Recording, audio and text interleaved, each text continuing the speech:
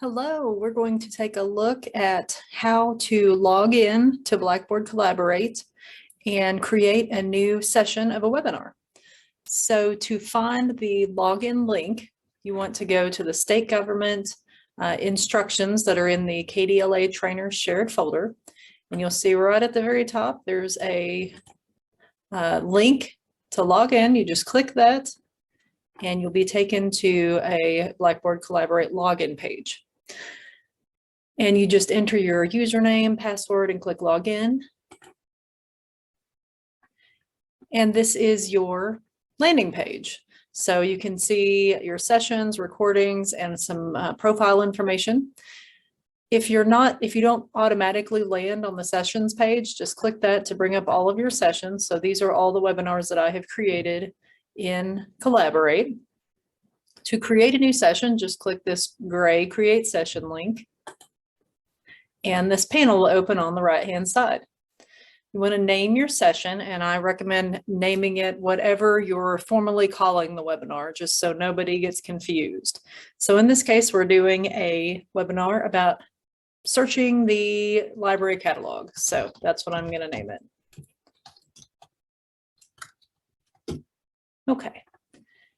And you'll see you have 3 tabs here. This first one is the Event Details tab. And then you have invitations and settings, and we'll look at those other ones in just a second. So staying on the Event Details tab, you want to check the guest access link, because that is how your webinar attendees are going to get into the webinar room. They're going to come in as guests. You can change their role, but do not do that. You want to leave them as participants. Leave the start date as whatever day it is when you created this webinar. It doesn't matter. So I am creating it on April 7th, 2022. So I'm going to leave it at that.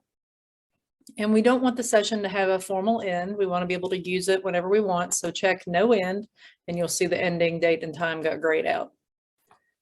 We don't want sessions to repeat, so don't check that. The early entry does not matter, so don't pay any attention to that. And you do not provide a description here because we don't use Collaborate for registration. So that's all you have to do on this tab. We're going to come back to the invitations tab in just a minute. So skip that for now and go on over to the session settings link, or that gear. And you don't want to check any of the recording options. We want to retain control over the recordings. You don't necessarily want to restrict whether or not people show their profile pictures. It's fine if they want to, so you can leave that unchecked. Where you really want to pay attention is this participant permissions section. So you'll see that all of them are checked now. I highly recommend unchecking share audio, share video, and draw on files in Whiteboard because you don't want your attendees randomly taking over your session, which has happened in the past. You do want them to be able to post chat, so leave that checked. You want them to be able to use the telephone to attend if they need to, so leave that. It's probably a good idea to say that participants can private chat only with the moderators, just so you don't have side conversations going on behind the scenes. There's no need to supervise private chats though, so leave that unchecked. And then we recommend checking for the profanity filter. And that is it. Click that create button. And it is creating your session. And you can see over here, it's still grayed out because I've got that menu open, but it's down at the bottom, searching the library catalog. Now that is if I am just one person presenting on a topic to state government employees. What if I'm going to split presenting a webinar with another person? We're going to split it 50-50, and I want the other person to have control of the webinar as well. You can do that ahead of time in this same menu, the webinar menu.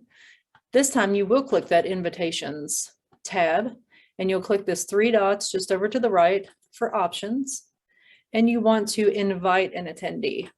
So click that, and you put the person's full name in there.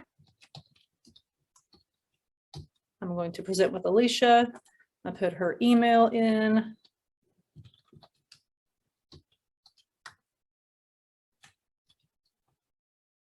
And I want her to be a moderator. And I would click add to session.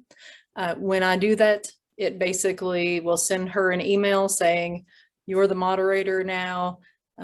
Here's your link, etc. We'll just give her details about the session, but I'm going to cancel this for right now and just go back over to the event details tab just to show you that when I created it, because I checked that guest access link, I now have a guest link right here.